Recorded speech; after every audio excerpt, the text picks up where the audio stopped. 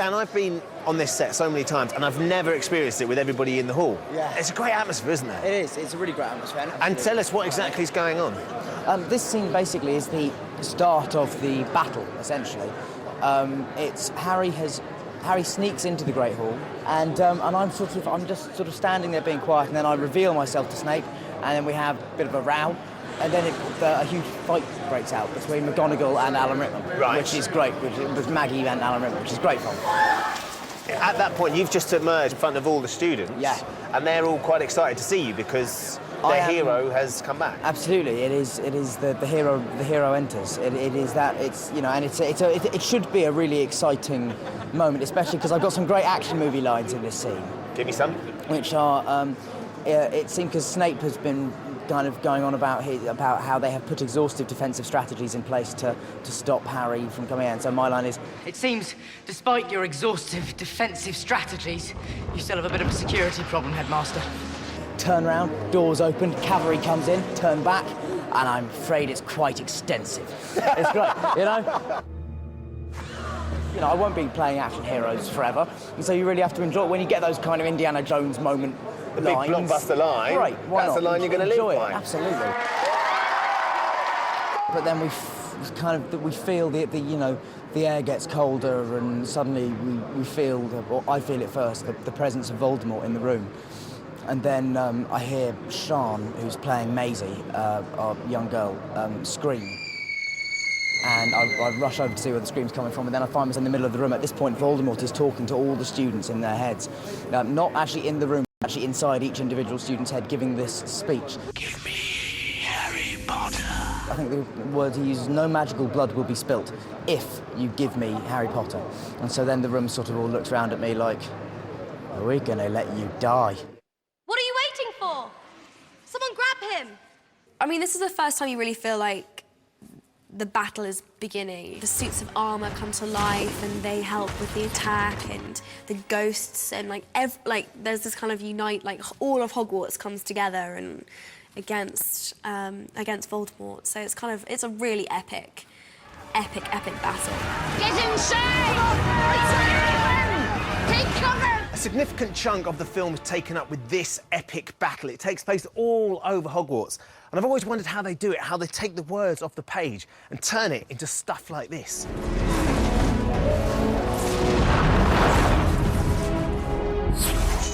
One of the most complex things about the final battle, as we began to call it, was the scale of it.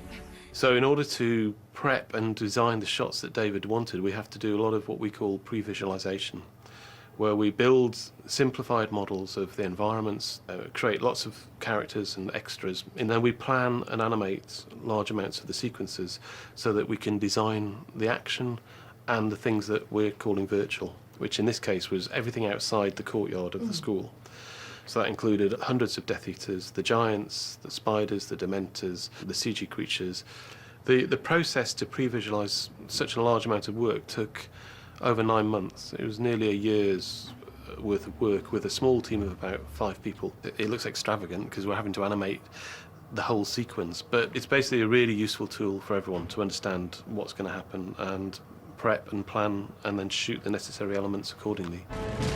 For all that high-tech, state-of-the-art CGI, there are some things at the heart of the destruction of Hogwarts that are distinctly old school. Sid, tell me a little bit about what you boys are doing, because it looks like you're making rubble? We're making rubble out of polystyrene blocks, which are fire retardant as it happens. We start off with the process of getting the sand on the bed, sifting it to make sure it doesn't have any lumps and bumps in it, and then we bring our rock bag up here and we dip it into dipping latex. This is the latex you found here? This is dipping latex. And this bath here takes about the biggest size you possibly can get in a block.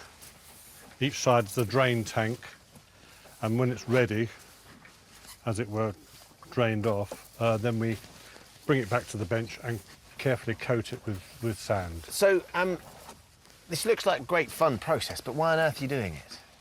Because if on the set itself, you wouldn't be able to move a ton of rocks just like that. But this way, a guy can move fill a bag up and he, in theory, has a ton of rocks.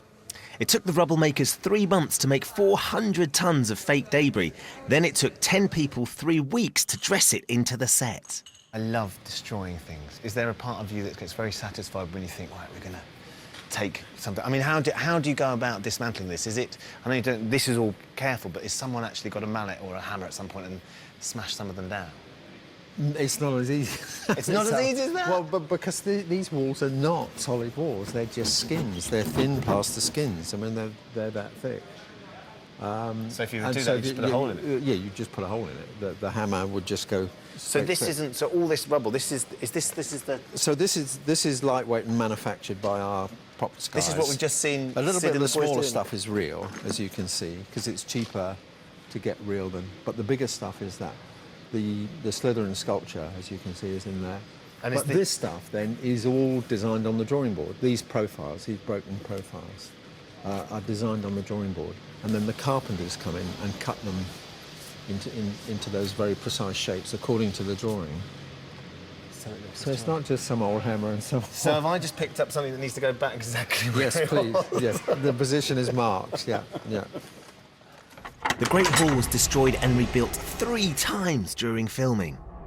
I'll never forget my first memory of being here, really, was walking through that Great Hall with everyone else before seeing the sorting hat, and it's very bizarre. So now still when you see windows smashed and things like that, you think, God, who's ruining our castle, sort of thing. Yeah, they have. They've wrecked the Great Hall.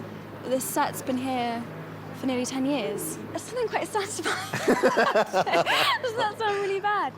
Obviously, a destroyed Great Hall was stood in. I know. How are you feeling about it? I'm a little bit emotional.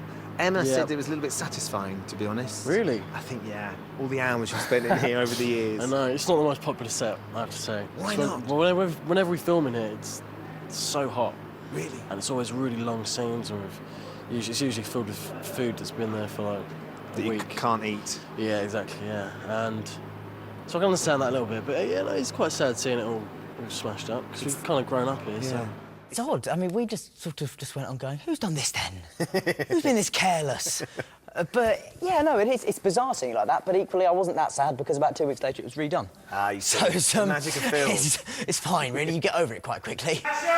At times, there were hundreds of actors battling amongst this wreckage, but filming magical combat is not like your typical war film. It's not like a sword and sandals where they're fighting a clash of metal on metal or plastic on plastic or wood on wood. It's when you're fighting with wands, actually, it's more like orchestrating a ballet. Because all the big sort of battle effects are put on afterwards. John Richardson, our visual effects supervisor, happily blew all kinds of things apart and set fire to them and had a great time. But the actual the what would be gunshots or sword fights or arrows hitting, whatever they are, of course, are magical spells that are added afterwards. Behind every magical spell, there's a wand, and you'd be right in thinking there's a few of those kicking about on set. We literally made thousands of wands. I mean, obviously on Deathly Hallows, there's big battle sequences. Sure. So there's hundreds of people running around with wands, so we've had to produce, well over 2,000 wands just for the generic running around. 2,000? Yes, yeah. And then, but also over the period of the 10 years, we've probably produced over 130 character wands, and then probably that multiplies because we produce at least 6 of each. Once we produce a wand for a character, we have to produce at least 6, and if you take like Daniel's wand, the Harry's wands, we've probably produced over 70, 80 of those at least, because he wears them out. They get worn. He wears them out. He's worn his wand out. He fiddles with them all the time, and the paint wears off, and so the numbers just get bigger and bigger and bigger all the time. Of course, one of the things that's going to be important in this battle is your wand. And speaking to Pierre, who devises, creates, and makes all these extraordinary props, he was telling me, a little secret, you have gone through, worn out, Daniel Radcliffe, 80 wands over the last 10 years. Yes. What on earth have you been doing? 80? 80. 80. 80. I thought you said 8. No. 80. You have... Wow. Not 18, not 8. You have ruined... No, let's not say ruined. Wow. What have you been doing? Sorry, Pierre. I don't know how I have managed to break that many wands. I know I drum with my wands a lot.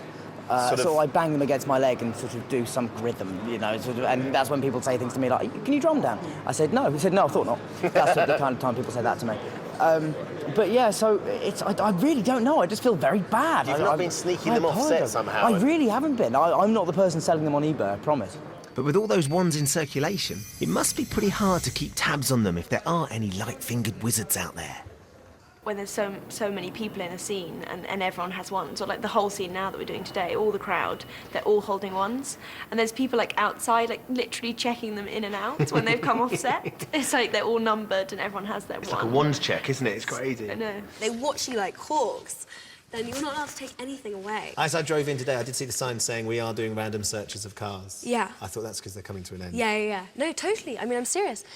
And you know, Dan, he's Harry Potter, and they won't let him take anything. I've just noticed, well, there's no glass in your glasses. Yeah. Do feel free to have a poke. Okay, right, yeah. That's where Rupert. Yeah, no, these are the lensless ones because of reflections. Sometimes they see the camera in them, and so they have the lensless ones. I have decided though, this is the one thing I want at the end. The one thing? The one thing I want is the glasses, definitely. The ones with or without the lenses, though? Without. What have I swirled away over the years? I'm sure I might have taken something. I took a piece from the chessboard. Oh, wow. On the first film. I mean, obviously not a huge one, say, like they're a quite tiny big. little... You were riding those No, pieces, like yeah. a cracked little Okay. piece. Oh God, do I still have it? What if I threw it away? So will they be finding their way home to the Radcliffe By household? any means necessary, yes, Magic. they will. It may be that... what was that thing I heard someone say once? It's easier to ask for forgiveness than permission, so I might just steal them. After the break, we hear what happens when Ron and Hermione finally get together. I mean, the first take, just kind of leaning in and then his face is getting closer and closer. And Emma shows off her battle scars.